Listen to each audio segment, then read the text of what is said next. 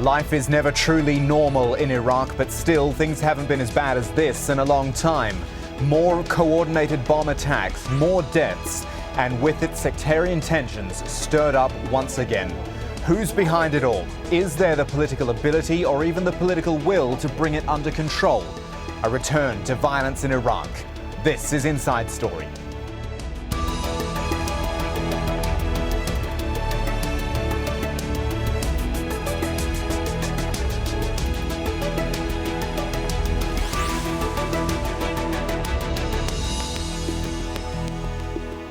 Hello everyone, I'm Kamal Santamaria. At the height of Iraq's sectarian war, the death toll became almost a formality. You would hear of more deaths and injuries every day, such was the volume of attacks. Things in Iraq are obviously better now, but just recently there's been a swing back towards the frequent attacks, the rising death tolls, and inevitably the concerns over whether it can actually be stopped. Take Saturday, for instance, when at least 32 people were killed and dozens more injured in 2 bomb blasts in Baghdad.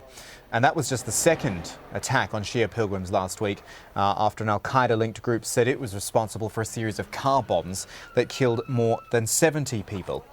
And if we go back even further, you see how things deteriorated. Just in June, there were 3 separate attacks then, and even more again since the start of the year. And remember, that was the point when US troops made their final withdrawal. Take you back actually, 5 days into 2012, 4 bombs in mainly Shia areas of Iraq killed at least 73 people, 150 were injured. Not even 10 days later, it was another suicide bomber, dressed as a policeman this time, who killed at least 53 people and injured 130. It was an attack on Shiite pilgrims at a police checkpoint in Basra. And then started the big coordinated attacks. February 23, 10 explosions tore through Shia neighborhoods across Iraq and 53 people died. A month later, 30 explosions across the country killed another 52 people, injured the same number. There were 20 more bombs across the country on April 19. 36 people died, 150 were wounded. And in May, 6 explosions hit neighborhoods across the capital, killing at least 17 people. You see there, it all adds up. It brings back very familiar and very frightening feelings for the people of Iraq. The bombings, these ones in Baghdad we're talking about, the most recent one, also put the spotlight on al-Qaeda in Iraq and its ability to coordinate these large-scale attacks. There is an al-Qaeda affiliate which calls itself the Islamic State of Iraq, ISI we could say. It was weakened significantly by the long war with US and Iraqi security forces, but since the last American troops left in December, it has carried out a major attack about once a month. We showed you all of those before. Along with other Sunni groups, it relies on a strategy of striking Shia targets, trying to stir up the kind of sectarian violence that drove Iraq to the brink of civil war between 2005 and 2007. Security forces are also targeted. This is crucial because these latest attacks will be a major headache for Iraqi officials who are trying to scale back some of the big measures in and around Baghdad that make just moving about the city pretty tough on a daily basis. So, what is really behind this recent wave of attacks in Iraq and who's behind it as well? Of course, we've got our panel of guests to discuss that. In London, Ghassan Al-Attiyah, he's an Iraqi author, director of the Iraq Foundation for Development and Democracy in Baghdad. Over in Washington, D.C., Richard Weitz, director of the Center for Political Military Analysis at the Hudson Institute, a think tank there in D.C. And rounding out our panel here in Doha is Mahjoob Zweiri, assistant professor in contemporary history and Middle East politics at Qatar University. Gentlemen, hello. Thank you for your time. Thank you for joining us on Inside Story today. Ghassan Al-Attiyah, I'll start with you. But gentlemen, listen to all of this if you will. It's a quote which I got from a man on the street, actually, in Baghdad after these most recent attacks, and he simply said, "What crime did I do? The Sunnis did this. I know they did it. I don't think we'll be silent anymore. There'll be a reaction from us. Me walking in the street to go and see my imam is not a crime." Ghassan Al-Attiyah, he's quite right. It's not a crime. These bombing attacks target just huge areas of people. They're targeted at a certain type of person, but it's just killing Iraqis. If this is the Islamic State of Iraq doing this, or al-Qaeda in Iraq, what are they achieving by killing their own people in the end? Thank you. For the al-Qaeda to thrive in Iraq, its only tool for their advancement is when they inflame the sectarian divide between the Sunni and Shia. And they try to present themselves as defender of the Sunni. Even in their declaration, where they claimed responsibility for what happened, they say we did this in defense of the Sunnis. However, the Sunnis who are in this political process, who are part of the government, and even those in the opposition, all of them, to my knowledge, condemned this attack. And this reminds me exactly what happened now in Tunisia when the leader of the Al-Nahda also condemned al-Zawahiri and al-Qaeda. He said these are a nuisance to the whole Muslim world. In Iraq, no doubt, the division within the political strata between the political groupings help the al-Qaeda to present itself as an effective defender of the Sunni. And we'll talk more about the political side of things later on, but I want to go back to the point you made about inflaming the sectarian divide, because it can all come back to this. Do you think that that is a trap that the Iraqi people, or indeed the fighters, would fall for? They know how bad it got between 2005 and 2007. They know the consequences of sectarian divide. Yeah. Do you think they would fall for that again, if I can use that phrase?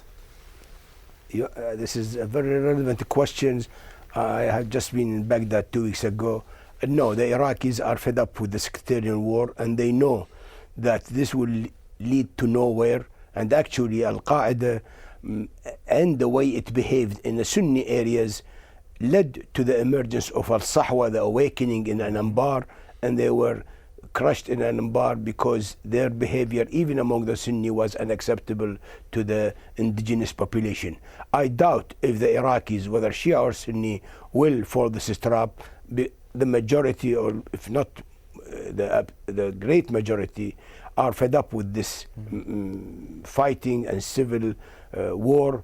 So I doubt this will have real effect in this sense. Mahjoob Zweiri in Doha, what do you think about that? Do you think, and Ghassan Al-Attiyah makes a perfect point, of course the Iraqi people are fed up with this. They've had years of it. They don't want any more of it.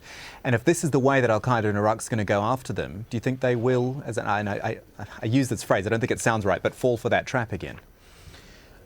Since 2003, the Iraqi people, the sense within Iraqi society that there is sort of sectarian, I would say, conflict between Sunni and Shia, and I would say, continuous, I would say, attack on Shia and also sometimes on Sunni places, did confirm such a confrontation.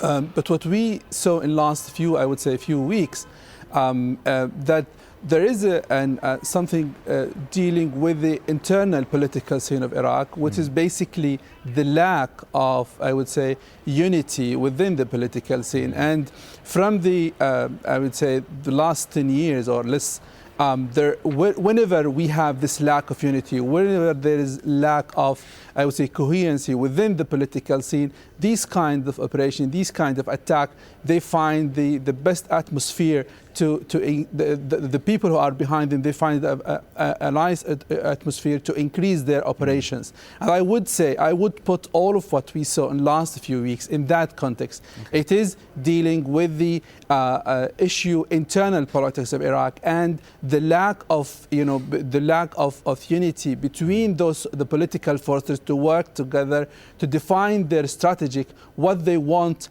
from Iraq and what they want to achieve in the future, right, for Iraqi people. And we ourselves will deal with that more later on the program. We're going to look specifically at Nouri al-Maliki a little bit later on. I do want to throw a few more ideas around first, though, about these attacks and what's going on, and look at the strategic side of things. We'll do that with Richard Weitz in Washington, D.C. Something which I read, which suggested that maybe we're looking a little bit too deep here, and this could be a seasonal thing. That over the years in Iraq, you do see fewer attacks in the winter, you see more during the summertime, and that this is part of almost a cycle which has been going on for, well, the best part of a decade now. Well, that's one trend. There are a bunch of trends. I mean, the most positive trend is that compared to where we were 5-6 years ago, it's gone down a lot. And so, whereas before, there was a question about the viability of the state, whether it be a civil war, break it apart. At the moment, you don't have that. The terrorists/insurgents don't control any particular territory. You just have these random bombings. Now the government could make things worse by overreacting or miscalculating, but the moment this level of violence, though unfortunate, is not uncommon in countries now, and Iraq can probably survive it. Of course, there are other reasons. Sorry, Richard, do you think the Iraqis are going about combating it the right way? A security analyst who I was reading in the New York Times said, the problem is you've got tons of policemen and military forces out on the streets, but that doesn't actually do anything. It just turns it into a military parade. It's intelligence which would actually help, and this is what the Americans perhaps helped with. Intelligence would help with actually trying to stop these attacks in the first place. Yes, and to do that, the government, which you said we'll talk about later, but al-Maliki's strategy of rallying the Shiites around him by his confrontational approach with the Sunnis in parliament and in the provinces is not helpful, because that means that the Sunnis and the Kurds and other alienated groups do not cooperate with security forces and therefore don't give them the intelligence which was essential for allowing the Americans to turn around the insurgency. We actually gained a lot of support from the Sunnis, who most of them revolted at this kind of violence, but their willingness to cooperate with the occupation forces was dependent on their expectation that we would actually make things better. And I'm afraid that the current approach, the sectarianism, the confrontational policies of the government are depriving it of access to potential supporters among minority groups. So we need to solve this government crisis first, establish a coalition government, recognize federal powers, and get a more cooperative relationship going among the key groups, and then by default isolate the insurgents and terrorists. One more factor I want to introduce, and I'll do this with Ghassan Al-Attiyah in London, and that is Syria. Can we look at Syria in the prism of Iraq now, in the sense that Syria was perhaps always seen as an al-Qaeda breeding ground? There is the shared border between the countries. Is one conflict fueling the other, possibly? No doubt the situation in Syria is attracting the jihadis to come to Syria, and this is being reported everywhere. Even now, they publicize this by having their balaclava mask and with their weapons, with the Islamic slogans, and they feel now they can help. What is true for the al-Qaeda, they know that Syria could be a fertile ground for our activities, especially after being surrounded in many areas, and even in Yemen. But however, saying this is not enough, because al-Qaeda could continue acting here and there. Maybe their activity will be diminished, but it will never be eradicated completely unless you have real stability in the government, and they thrive on the division between the Shia and Sunni in Iraq and Sunni and Alawi in Syria. And again, so many Arab volunteers are going to Syria now, as they used to come to Baghdad in the name of Islam, in the name of rejection of the Shia, and this situation will continue for a long time. And I don't see that what happened in Baghdad or what's happening now in Syria is almost a replica to what's happening in Baghdad. The kidnapping, the bomb cards, the suicidal, this is a hallmark of the Qaeda. The other grouping, they don't resort to these actions. So in this sense, there is a real danger of al-Qaeda spreading its influence in the area, using the malcontent in Iraq as well as in Syria, and who knows, maybe tomorrow they will move into Lebanon if things get worse there. Gentlemen, it seems we all want to talk politics, so let's do that and actually turn first of all to the man in charge in Iraq, Prime Minister Nouri al-Maliki, and I guess the pressure that all these attacks do put on him. Viewers may not know this, but not only is he Prime Minister, he is also the Defence Minister, he is also the Interior Minister. Yet despite this apparent power, there have been repeated calls for a vote of no confidence against him. He's also been a vocal supporter of Bashar al-Assad and his government during the ongoing uprising in Syria, which we were just talking about. And now he has poor relations with some of his neighbours, particularly, you could say, Saudi Arabia and Qatar. Mahjoob Zweiri, let me come back to you here in Doha. A Prime Minister, a Defence Minister, an Interior Minister of one of the most fractious countries in the world that's been torn apart by war for the last decade. That just can't work. You can't have one man doing all of that, surely. Can I just go back, Kamal, to the point you mentioned about the relationship between what's happened in Syria and just Iraq? Quickly. I think there is no doubt that the situation in Syria is fueling this sectarian confrontation in Iraq. There is no doubt about it, because there is a feeling within those groups in Iraq that by attacking and by, I would say, continuing this kind of effort to undermine the effort of the Iraqi government, they are helping the brothers in Syria. So there is a strong link between what happened in Iraq and the Syrian situation.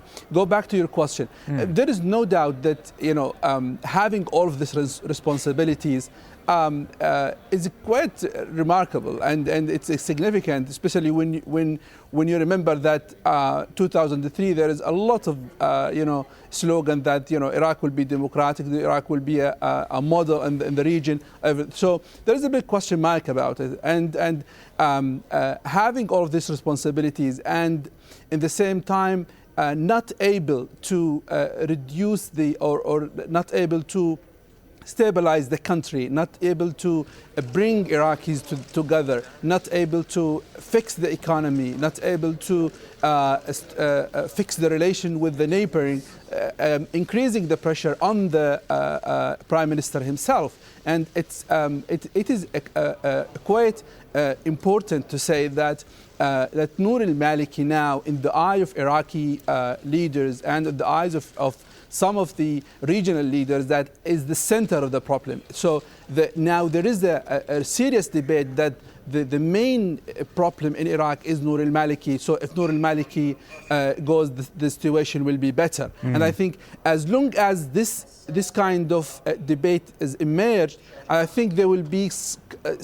issues to come in the future about his political role and why he marginalizing not only Sunnis but all other Shia leaders. And there is, as you see, even the Kurd leaders, they are also criticizing the performance of Nouri al-Maliki. So I think I think we are moving toward a different direction where it's become the character and the performance of the Prime Minister is the center of all of the debate.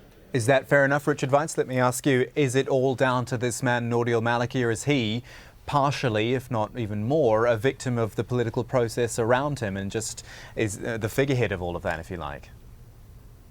I want to also add something about the Syria. Sure. You actually see an interesting trend in that the violence went down for a while because all the militants, or a lot of them in al-Qaeda in Iraq, decided to go after Assad in Syria. So they fled across the border, and for a while, it looked like that was going to help Iraq. But we're now seeing redounding of the violence throughout the region. As the previous speaker said, Lebanon might be affected as well. Maliki's we got an interesting phenomenon there. You have an Iraqi political tradition of a strong leader. And Maliki aspires to play that role, and I'm sure other politicians would love to do that as well.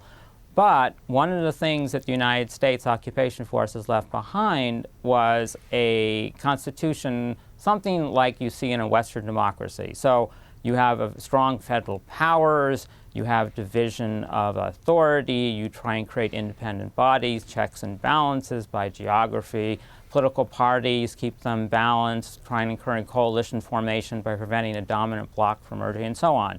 So you've got this incongruence between the political system, which rejects having a Saddam Hussein type leader, and Iraqis who presumably don't aspire to the brutality, as Saddam Hussein would, but would like to have the kind of strong powers he did in order to refashion Iraqi politics the way they want, pursue a strong foreign policy, and so on. So this tension is now playing itself out, in which Maliki is trying to acquire all the powers he thinks he needs to be able to pursue the policies he wants, but the system that's left behind allows the parliament some role, it allows the Kurdistan independent authority in various areas, allows the Sunni provinces to threaten to succeed, but it also creates havoc, as we've seen with chaos in public services, reluctance of foreign investors to go in, and so on. So at some point, something might give. You might see a military dictatorship or something be established in Iraq, or a party dictatorship, Or you might see Iraqis, as we hope, become accustomed to a political system in which you win some, you lose some, you compromise. This political system we're very comfortable with in Western Europe and the United States, but is often not appropriate or very difficult to try and export to other regions. So perhaps something's got to give. And let's put that to Ghassan Al-Attiyah, because we can critique and question Nouri al-Maliki all we like, but he's still in power. And the opposition, while it might call for votes of no confidence, it hasn't happened, and he still remains in power. What can you say about the opposition in Iraq and the fractured nature of Iraqi politics, but the fact that they can't make any serious moves on him either? The new development in Iraq, there is one positive aspect to it, that it is not totally sectarian. Some of the Shia, the Sadr, with some of the Kurd, and some of the Sunni. Similarly, those with the Maliki, there are Shia, there are Sunnis, and Jalal al-Talbani is taking his side as well. This is a development which makes things easier to understand. The second point, the American conducted 2 polls during the last April and May. In April and May, they realized that the popularity of al-Maliki in the Shia area has increased, while the Sunni leadership in their areas, none of them acquired more than 30%. In addition to that, because some of the Sunni aligned themselves with Mahjoob al-Barzani, who aspired to have an independent Kurdish state and to acquire other territories in Kirkuk and in Mosul. So many of the Sunni Arabs felt that, especially in Mosul and also in Kirkuk and Salah ad-Din, that they feel that it's better to stick with al-Maliki rather than with Mahjoob al-Barzani and other things. This development maybe is not well known for the outside world. There's a change in the dynamic in Iraq. The other thing is, those who are asking to topple al-Maliki, they actually, more than half of the cabinet belong to those who are asking the demise of Maliki. So in a way, there is ironic situation. They have more cabinet seats in the cabinet, and still they want to topple him. The logical question for so many Iraqis and observers is, why don't they resign and put the blame on Maliki, but try to have the cake and keep it? They cannot do this at the same time. Sure. So let me jump in, Ghassan. Now. I'm sorry, let me just jump in, because I'm just being told we're coming down to the end of the show. I want to get a couple of quick questions away, just short answers if you wouldn't mind, from Richard Weitz and Mahjoob Zweiri about Nouri al-Maliki's future. I mean, let's say 6 months from now, a year from now, Richard Weitz, will he still be around? He's very skillful, so I'd have to say yes. It looks like he'll be around for a while. The question is whether they'll actually have free elections for the next round for president, in which he might be able to allow himself to be voted out of office. But I think for the next 6 months, he'll still be there. When are those next ones due? Just remind us. There's parliamentary and then there are presidential, but it's the next year or two. I think it's like one is 2013, one is 2014. And that's what everyone's watching. You want to make sure that that you allow for everyone in Iraq to have basically have a vote on whether they're comfortable with the way the situation has been going. And if he allows himself to be voted out of office, that's a very good sign that Iraq will emerge as a democracy. If we see fraud, if we see what we saw in Afghanistan a couple of years ago, it's very bad. Mahjoob Zweiri, 30 seconds. Nouri al-Maliki's political future. I think he will stay in power for the next 6 months, and what's helping him, 2 things. One, the situation in Syria and the American elections. And I think in the United States, they are not interested to see a real change in Iraq, at least until the presidential elections.